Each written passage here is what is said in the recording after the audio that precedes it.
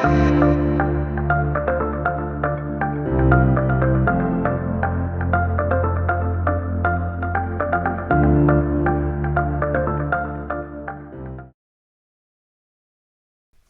to Dharma for Doctors, Spiritual Care for Caregivers. I am your host, Chaplain Greg Holden.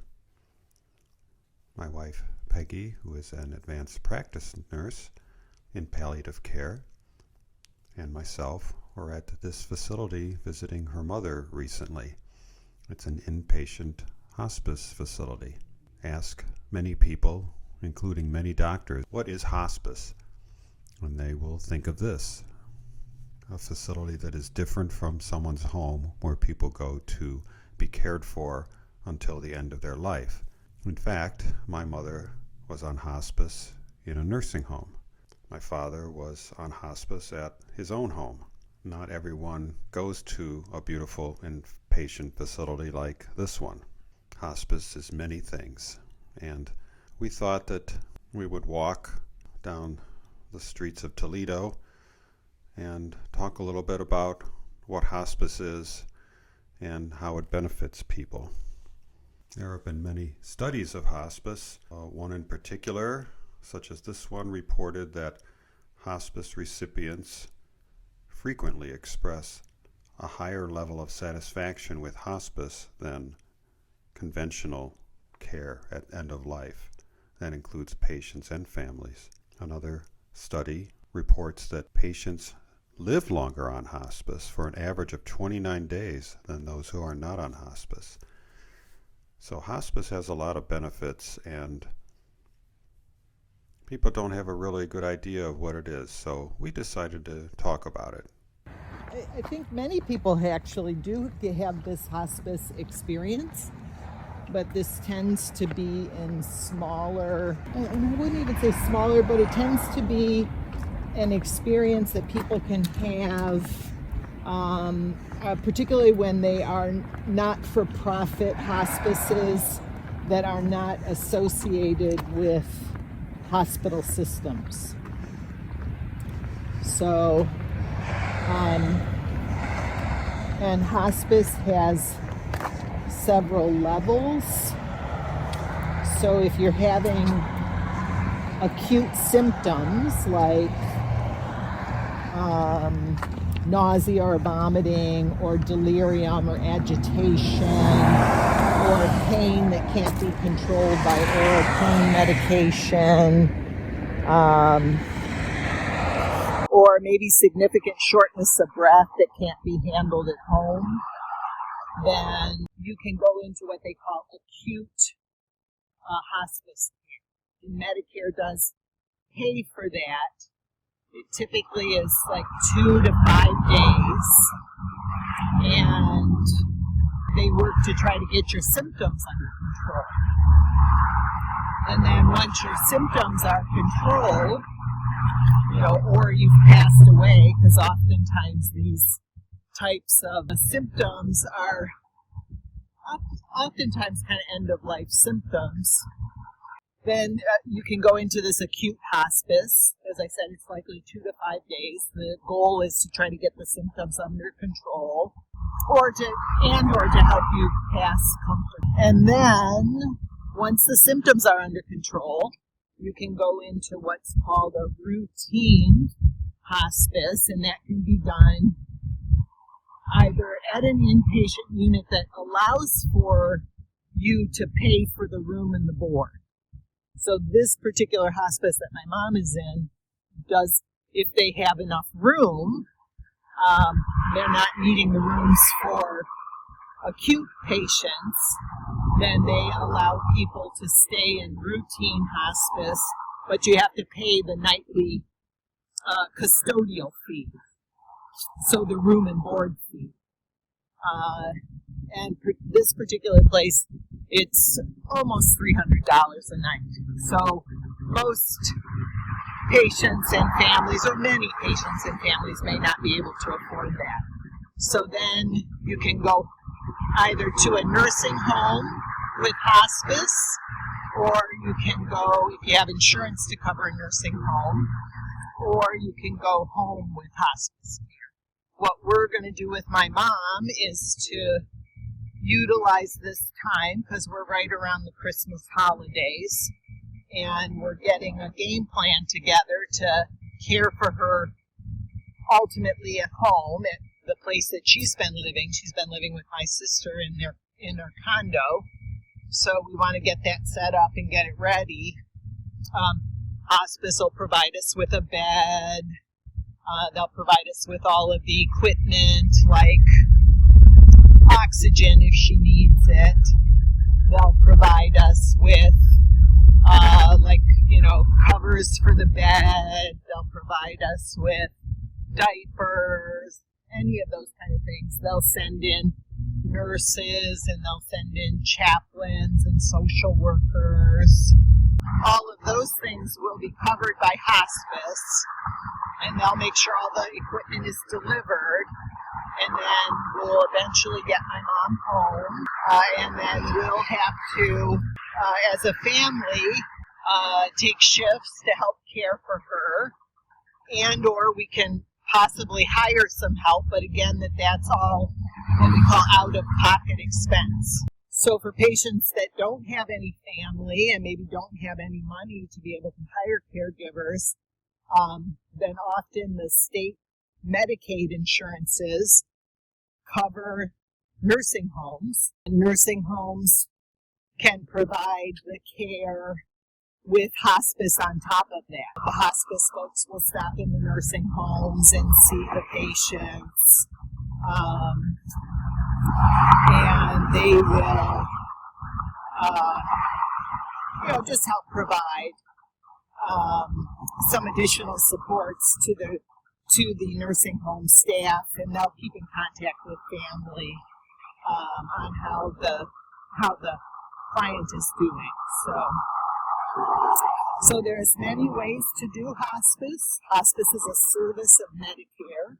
Hospice does not provide 24-hour care in the home or at the nursing home. They're an additional service on top of whatever care you're seeking for your loved one, whether it's at home or nursing home. So I hope that makes sense. It's a little confusing, I think, for families when they're in the midst of it. The biggest thing that I need every doctor to know when they talk about hospice is to not give a false impression that hospice will just take care of their loved one until they die, because most of the time does not work that way. Hospice is, again, it's an additional service with people who will come in intermittently to help and provides equipment, but really the majority of the care is on the family or hired caregivers. We thought things were progressing pretty quickly to the end of her life, but she has rallied, and she has a good heart, and she's eating, so she might be around for a long time. Can you say something about that? Hospice is, again, you have to have what they call a terminal diagnosis, and with a prognosis of 6 months or less. But many patients on hospice end up living, because you focus more on comfort, they actually end up living longer. So there are patients who have been on hospice for sometimes a year, sometimes more. So it's really all about having that terminal diagnosis and symptoms that need to be managed. So, again, with my mom, her heart attack event, and having respiratory problems, pulmonary edema following it, looked like things might move quickly at first, but ultimately she still had a good ejection fraction and good coronary arteries, and so, like Greg said, her heart has rallied, and she is definitely weakened. She is probably, at this point, she hasn't been out of bed now for over a week, and I don't know that she's going to get out of bed again. So some things have really changed for her, but the fact that her heart is still pretty good is, I think, what's keeping her going. So that's why with her, we're still able to enroll her in hospice care. She's had a few days of what we call acute hospice care because she was having some delirium and she was really having some oxygen issues. Now that's settled down, so now she's into a routine hospice care. So we're going to pay for her to stay at the hospice center for the next week, maybe 10 days, and then we will take her home and care for her at home. So again, we have the luxury of having some money to be able to do that, and I am grateful for that. Another thing that people don't realize is that you can be on hospice for a long time. You're reevaluated periodically. How often? I believe it's every 90 days. You have to be reevaluated to see if you still qualify. And that's done by a physician and a nurse practitioner. But we've known people who have been on hospice for a year or two. And another thing most people don't know, people can graduate from hospice. They can improve and they don't need to be on hospice, and so they actually graduate out. The other thing with that is that people can decide at any point in time that they don't want to have hospice any longer because maybe they want to return to the hospital. So you can decide that you want to exit hospice, and then if you do that, you are able to return to the hospital. Because that is one thing with hospice care, is you have to agree that you're not going to keep going back to the hospital. Since my mom had a heart attack and they weren't really able to do much about it, she seems to have kind of stabilized from that. It may not be her heart that is her ultimate problem. It may be infection or something along those lines that actually causes her death. But the focus is really, and she wants to just stay comfortable. I'm very fortunate in that my mom has been able to say clearly to all of us, I don't want to keep doing a lot of stuff. She's been telling us she's ready for the Lord to take her. She hopes she doesn't linger.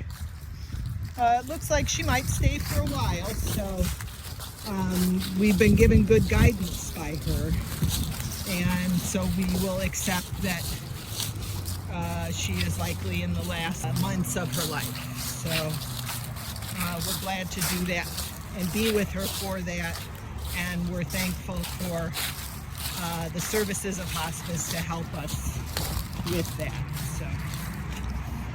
So a lot of people think hospice is just a place to go to die.